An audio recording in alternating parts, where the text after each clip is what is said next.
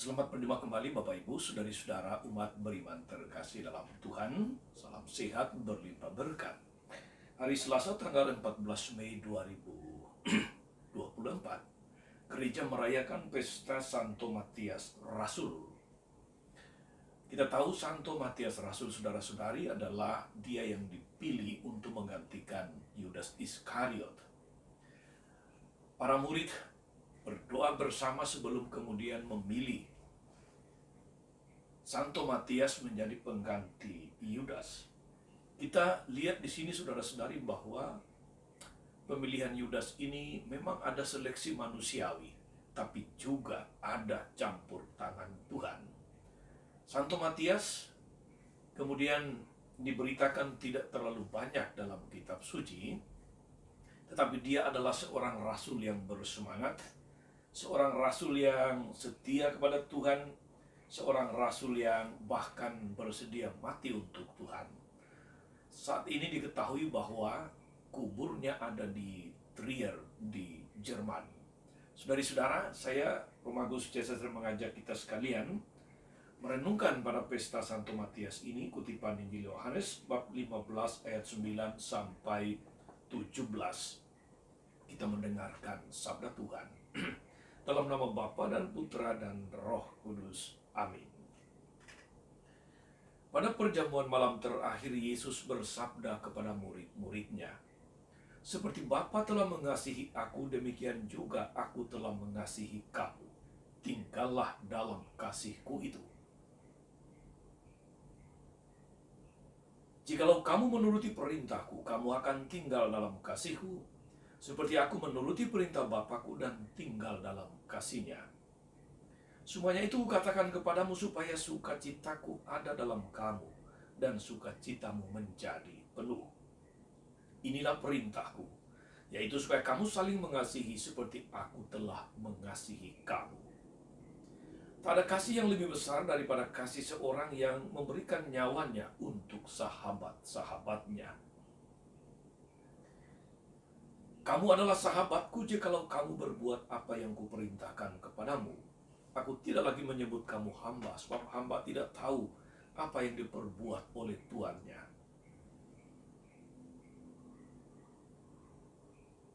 Tetapi aku menyebut kamu sahabat karena aku telah memberitahukan kepadamu segala sesuatu yang telah kudengar dari Bapakku. Bukan kamu yang memilih aku, tapi akulah yang memilih kamu. Aku telah menetapkan kamu supaya kamu pergi dan menghasilkan buah, dan buahmu itu tetap. Supaya apa yang kamu minta kepada Bapa dalam namaku, diberikannya kepadamu. Inilah perintahku kepadamu, kasihilah seorang akan yang lain." Demikianlah sabda Tuhan. Bapak, Ibu, saudara-saudari umat beriman terkasih dalam Tuhan, kutipan Injil Yohanes ini, pesan-pesan terakhir Yesus dalam perjamuan malam terakhir, bicara tentang kasih, mengasihi. Mengasihi orang yang dekat dengan kita seperti anggota keluarga, itu adalah hal yang lumrah, hal yang biasa, hal yang semua orang yang punya relasi, hubungan darah, hubungan kekeluargaan, sudah biasa melakukannya. Saling mengasihi satu sama yang lain. Bahkan sejahat apapun orang, di dalam keluarganya ada saling mengasihi. Orang-orang yang tidak beriman pun melakukannya. Jadi apa yang istimewa dari perintah Kristus kepada kita dalam kutipan Injil hari ini, saudara-saudari? Pertama-tama, saudari-saudara, cinta Kristus mengubah hakikat manusia berdosa menjadi sahabat-sahabat Allah. Sekali lagi, cinta Kristus mengubah hakikat orang-orang berdosa atau manusia berdosa menjadi sahabat-sahabat Allah. Yesus mengatakan tadi, "Kamu adalah sahabat-sahabatku." Dia tidak lagi memanggil sebagai hamba, tetapi sebagai sahabat. Cinta ini menjembatani dua pihak yang sebetulnya sangat jauh berbeda antara langit dan bumi. Karena ini antara Allah dan manusia. Allah yang kudus dan berkuasa dengan manusia yang berdosa dan lemah tentu saja. Jaraknya langit dan bumi. Tetapi karena cinta, Yesus membuat jarak itu menjadi hilang. Dia bahkan memanggil sebagai sahabat-sahabatnya. Cinta yang baru ini, saudara-saudari, memberi energi baru pula. Sehingga Allah yang agung dan penuh kuasa itu mau berkorban untuk meningkatkan harkat orang berdosa atau manusia berdosa.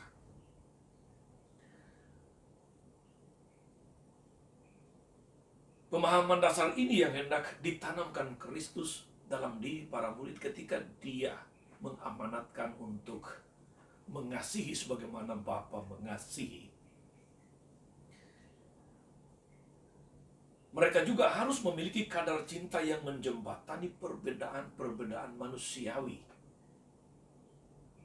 Menghilangkan berbagai macam sekat, kotak-kotak sosial, dan menumbuhkan daya dan kerelaan untuk berkorban demi orang yang dikasihi.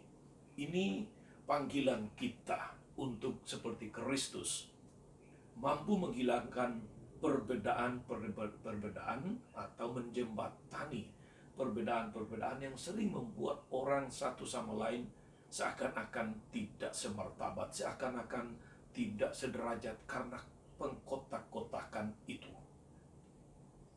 Yang kedua, saudara-saudari, apa yang istimewa dari cinta yang diajarkan atau yang diperintahkan Kristus?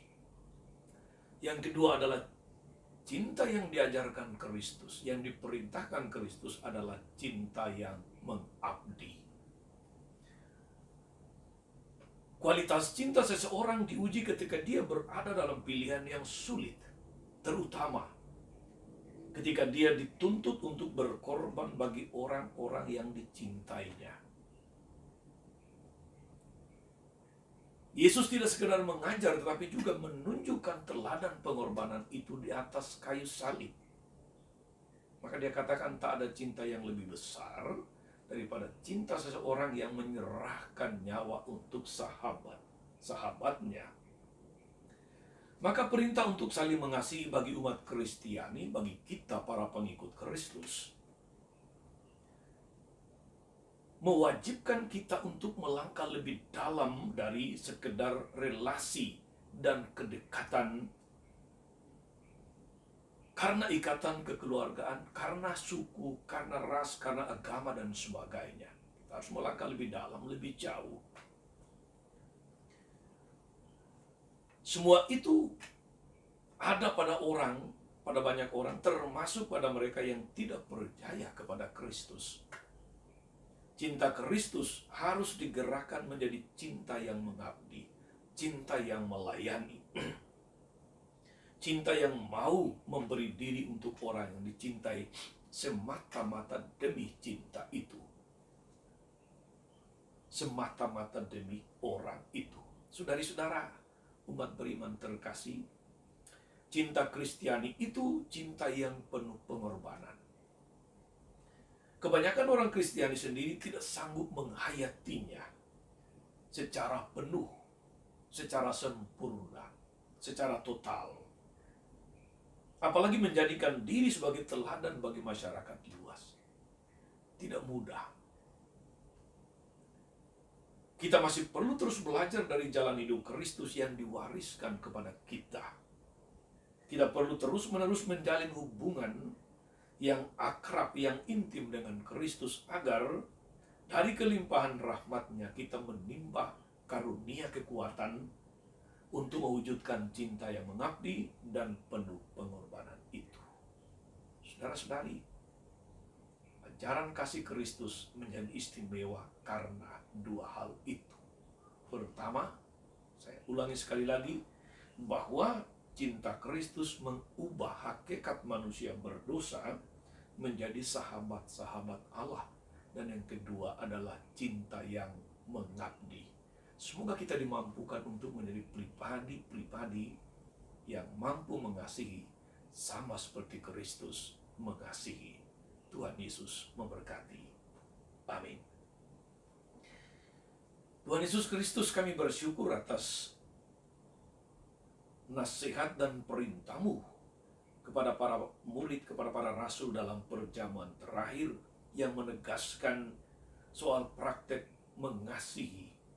Kuatkan kami agar dengan bantuan Roh Kudus-Mu kami mampu mencontoh cara hidup-Mu, cara mengasihi-Mu yang secara manusiawi kami tidak sanggup, tapi dalam rahmat-Mu kami berusaha untuk makin hari makin mampu mengasihi sebagaimana Engkau kehendaki.